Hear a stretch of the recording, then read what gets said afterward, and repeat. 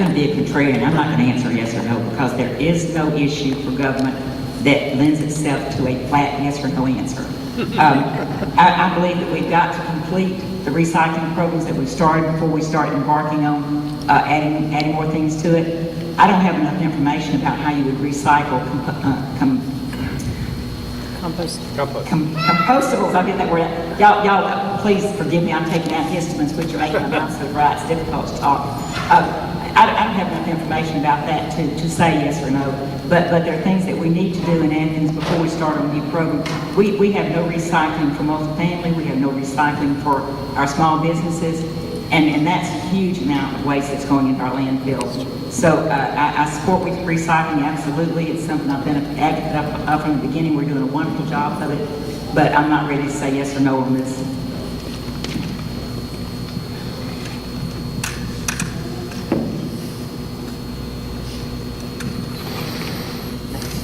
Well, I will say that I am ready to give you an answer, and that answer is yes. I think we need to strengthen our recycling programs regardless of what it is.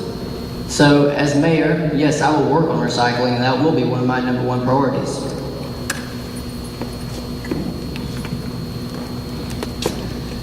These yes and no gets you, but yes, but you've got to be able to discuss how.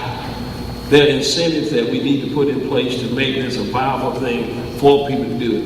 You're not going to force people to recycle. That's just, you're not going to do it. But when we put in place incentives, it works for residential areas, it'll work for commercial areas, but we've got to incentivize this. And there are many programs out there where we can take advantage of incentives and thereby give individuals, multifamily complexes, businesses, all of them, the incentive to recycle. We know that recycling saves us money, saves us a lot of things. We've got to get it down to the grassroots, but that person buys in personally to be a recyclable, and then we can save our environment, we can save our resources, and that's the answer. Yes, but how do we do it? There are ways to do it.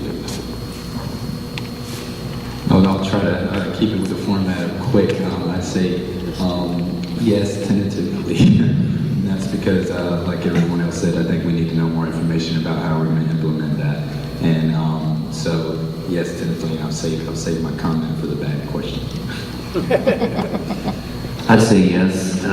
The way to do that would be we convert our current recycling system to a single stream system, and we can add another opportunity for the food waste to go in, so we still maintain just 2 bins instead of adding another bin to it. We've already got permits in place to try to get to that direction with the solid waste department. Thanks for keeping your answers relatively short. I'm getting word from the organizer of this event that I'm going to better do my job as moderator. Bring the hammer down a little bit. The second question also regards recycling. In a yes or no response, again, would you support requiring all of the contracted private haulers operating in Athens, Clark County to provide a basic package of services that includes recycling? Yes, absolutely. Your recycling opportunity should not be limited by where you live. And I think that our county areas, which are outside the urban district, should have all the recycling opportunities that we have inside the old city of Athens. No. And the reason why is because I believe that businesses that offer the right services, well, people will pick them up. And I do not think that requiring a business by saying, you must offer this service is really going to do that much good. I think it's up to the businesses that want to offer the things that the citizens want in order to, better buy into the business.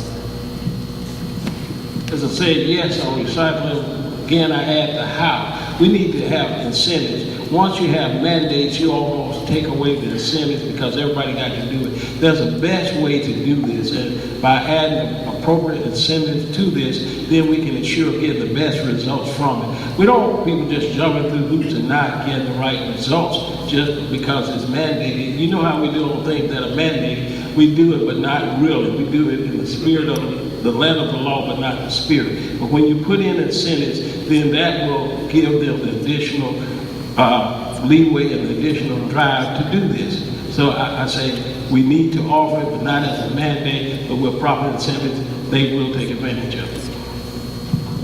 I'd say we need to offer it. I don't know if I would go so far as to mandate it, because requiring certain contractors to provide services for parts of the county where the demand may not be that high may not actually be practical. So I think I'm going to follow Charlie there and say that if we can provide a few incentives for that to help those contractors provide that service without eating into their profits, then we can go about doing it as well. And I say yes, because if we want to make a commitment as Clark County to increase our recycling, then that's one of the ways we're going to be able to do it. It might be a little difficult. Some of the trash and some of the recycling goes outside of the county, but we can figure out how to monitor that, where we can collectively increase our recycling in the county.